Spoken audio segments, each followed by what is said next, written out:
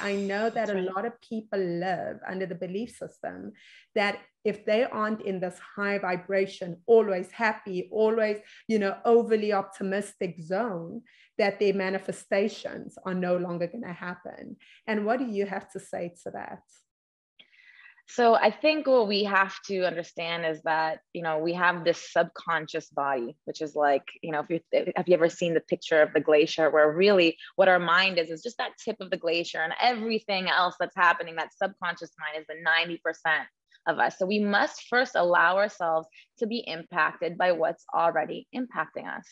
So pretending that it's not under the surface is going to get you nowhere. You're not going to attract what you want into your life by operating from the 10% of the subconscious mind, saying you're happy and you've never been traumatized and you've never, and it's just not truth. So we have to let ourselves be impacted.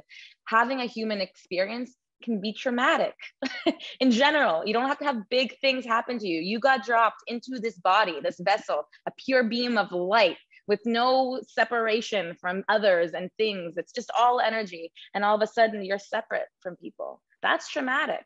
That is it. So allowing ourselves to deal with all those moments that have stopped us, that have held us back, that have made us feel less than, that have made us feel less capable, that have made us feel like what we want is not available to us, or that we're not worthy, we're not lovable, we're not enough.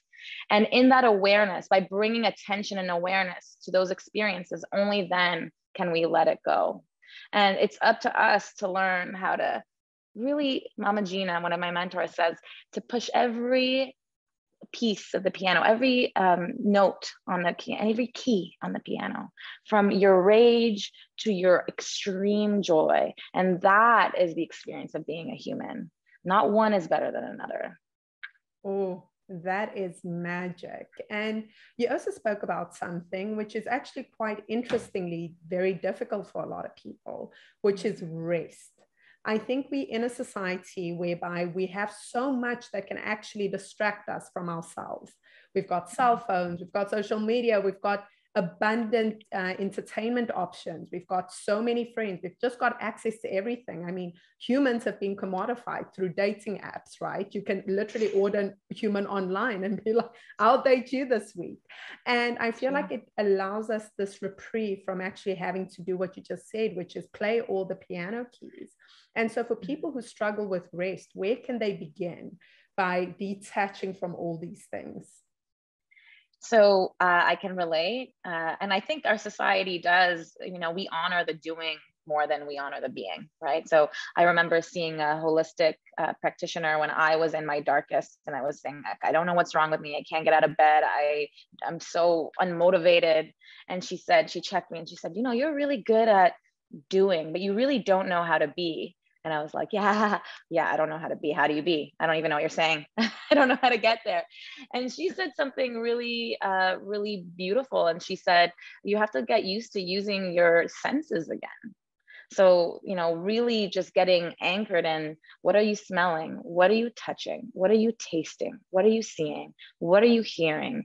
And taking time every day to engage all of your senses, it automatically grounds you in the present moment.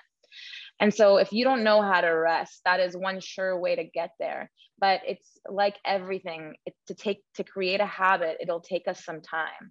And so for me, I had to literally book it into my calendar. I know it's the antithesis of it all, but I did every morning. Meditation became a part of my calendar. Working out became a part of my calendar. I created people around me who were accountable to my rest. So meditation coaches, Pilates coaches, reading groups. So I started a lot of reading groups. So now reading became a part of my everyday because I had to. It's like my job.